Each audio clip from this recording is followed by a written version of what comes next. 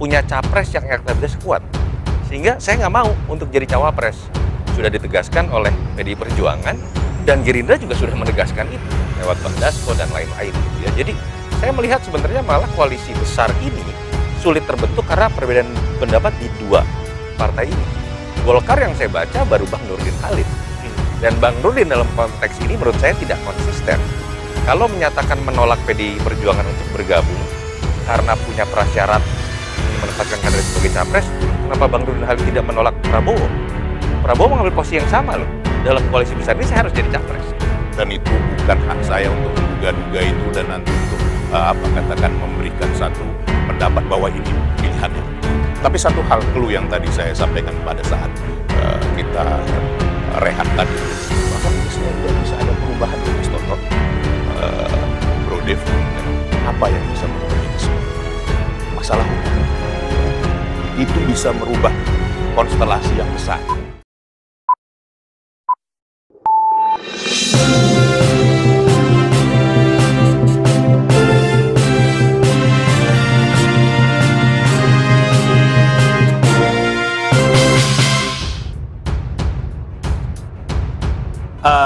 Saling saut menyaut antara elit-elit partai PD Perjuangan dan juga Golkar ini, Anda melihat ini apa konstelasi yang biasa saja atau di balik itu sebetulnya ada makna yang lain yang kemudian bisa dibaca? Kalau dalam konteks koalisi Pilpres, saya tidak melihat sebenarnya pertentangan antara Golkar dengan PDI Perjuangan sebagai aktor utama. Oke. Perbedaan pendapat yang cukup tajam sebenarnya terlihat dalam konteks sistem terbuka dengan sistem proporsional tertutup. Oke. Pak Erlangga itu seakan-akan adalah koordinator dari yang menolak dengan partai-partai yang lain ya. Tertutup dengan 8 partai. Dalam konteks koalisi Pilpres, saya lebih melihat walaupun mungkin tanda kutip terselubung, terjadi sebenarnya di belakang panggung ini adalah perebutan posisi antara PDI Perjuangan dengan Gerindra. Kenapa? Tadi, dalam konteks membangun koalisi besar, dan ataukah kemudian akan bergabung atau kemudian terpisah, dua orang yang sangat mungkin untuk berebut posisi sebagai pemimpin itu adalah yang punya elektabilitas besar tadi, prasyarat utama. Mereka berdua adalah dua besar kalau dilihat dari jumlah pemilih ya, bukan kursi parlemen nomor 2 Golkar. Atau yang kedua itu adalah punya capres yang elektabilitas kuat.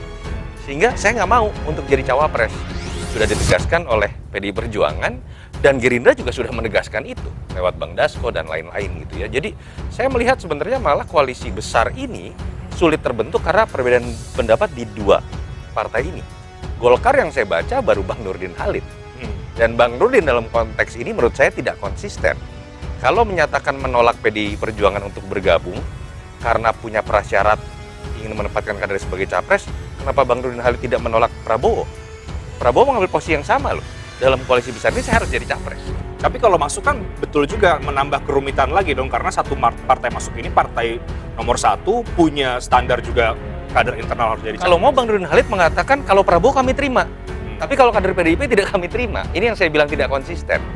Jadi saya masih menangkap ini terjemahan pribadi seorang Nurdin Halid, bukan Erlangga Hartarto yang setahu saya juga punya hubungan cukup baik dengan Ibu Mega, gitu ya.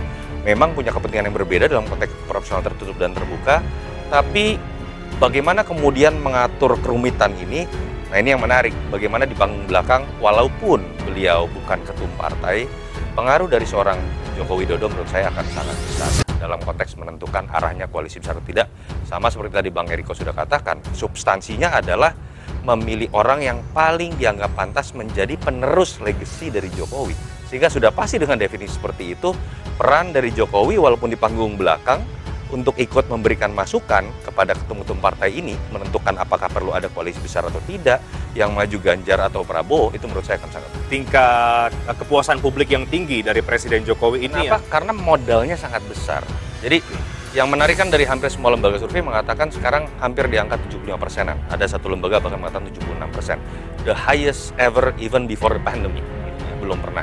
Ini melawan hukum gravitasi yang disebut dengan lame duck government atau kutukan periode kedua, terminologi di Amerika Serikat yang biasanya terjadi di hampir seluruh presiden Amerika Serikat di periode keduanya. Dari 21 presiden, hanya 3 yang katanya tidak terkena kutukan periode kedua tadi.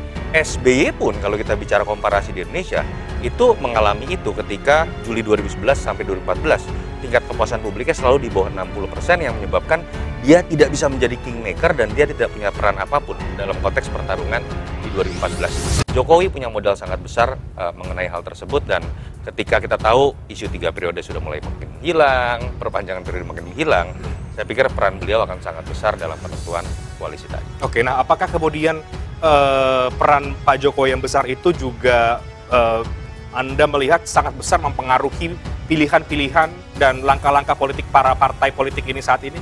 Beban paling besar Pak Jokowi menurut saya adalah di partainya sendiri. Karena beliau punya keterbatasan, walaupun adalah penguasa, kepuasan publiknya tinggi, tapi beliau bukan ketua umum.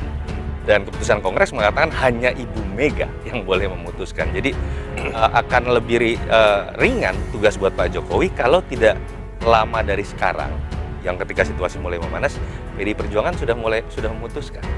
Sehingga kemudian beliau melepas satu beban terberatnya, bisa berbicara mengenai mengatur ritme di antara partai-partai lain yang menurut saya ruang gerak Pak Jokowi untuk berdiskusi, memberikan masukan bisa lebih besar, termasuk ke Partai Golkar. Oke, Bang Dev ada tambahan soal yang tadi sudah kita bahas juga dengan Mas Oto?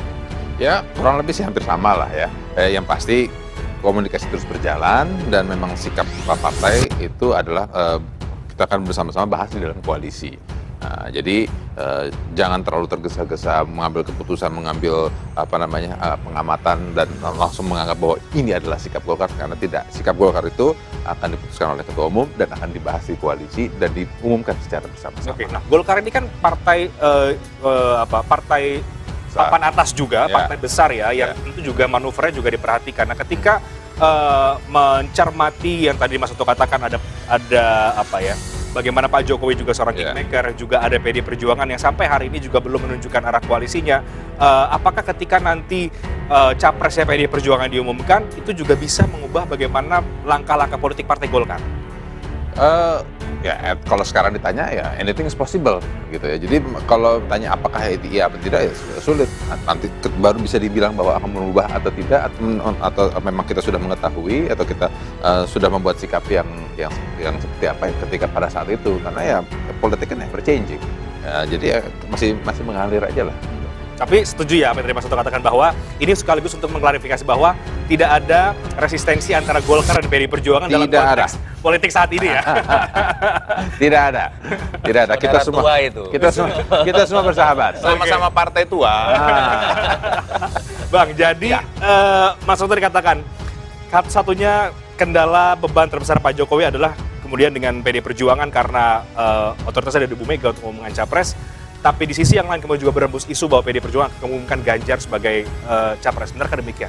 Begini, Bung Reinhardt, coba kalau kita perhatikan apa yang disampaikan Mas Toto sama juga Bro Dev ini, bukankah sama? Sebenarnya kan menunggu waktu yang tepat kan?